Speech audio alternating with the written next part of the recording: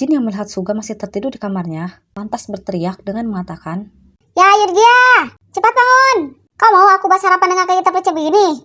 Mendengar teriakan Seokjin, Suga pun lantas bangun dan bergegas merapikan kamarnya. Seokjin lalu masuk ke kamar dan mengambil tasnya. Melihat Jin yang berjalan terpincang, Suga lantas bertanya, "Kenapa kakimu, Hyung? Kebetul lemari." Lalu, Jin mengambil minyak urut yang sudah ia sediakan sebelum keberangkatan.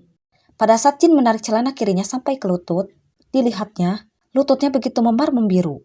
Suga yang melihat itu lantas mengatakan, "Haigo, Hyung, kakimu memar sekali. Apa kamu baik saja?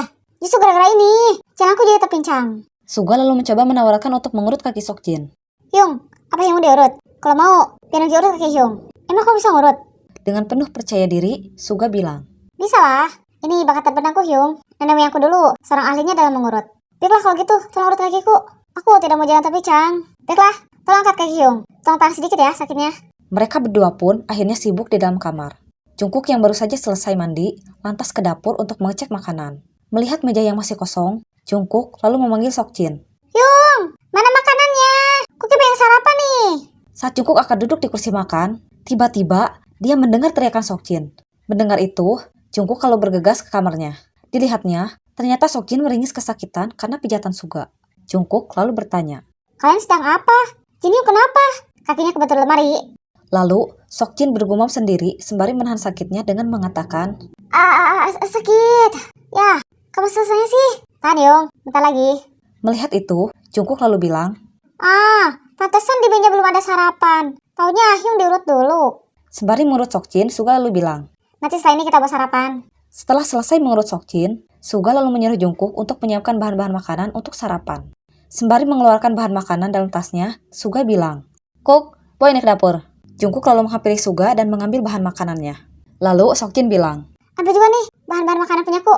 Jungkook pun lalu mengambilnya dan lantas kembali ke dapur. Saat Jin akan bergegas ke dapur, Suga bilang, "Sini istirahat aja, biar aku dan Jungkook yang masak." "Ya, aku tidak suka makan hasil orang lain.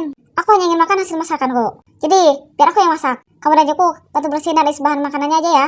"Serius Hyung, gak apa-apa. Tentu saja. Berat kamu juga, kakiku jadi terasa lebih baik." "Baiklah, kalau itu mau Hyung. Ayo kita ke dapur." Mereka pun lalu sibuk membuat sarapan.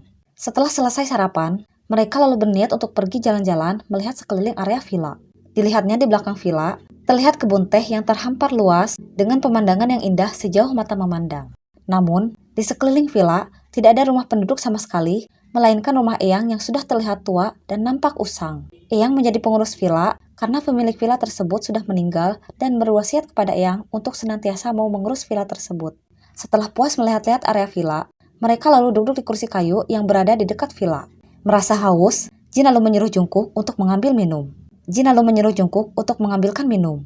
Karena Jungkook juga haus, Jungkook lalu menawarkan untuk membuatkan mereka jus jeruk. Lalu, Suga tanya, "Emang kau bawa jus? Kuki bawa jus instan, jadi tinggal diseduh." "Ya sudah, cepat buatkan sana. Hyung udah gak sabar pengen menikmatinya. Apalagi di siang hari gini." "Siap, Kuki bikinin dulu ya." Jungkook pun lalu masuk ke villa dan pergi ke kamar untuk mengambil jus instannya. Pada saat masuk kamar, dia kembali terkejut melihat kasurnya yang berubah posisi. Dengan ekspresi keheranan, Jungkook bergumam, "Kenapa ini kasur pindah posisi ya? Kuki tadi ingat betul kalau ini kasur, arahnya bukan ke sini. Masa Kuki salah kira lagi sih? Kalau bilang Jin Hyung sama Suga Hyung, pasti pada gak percaya."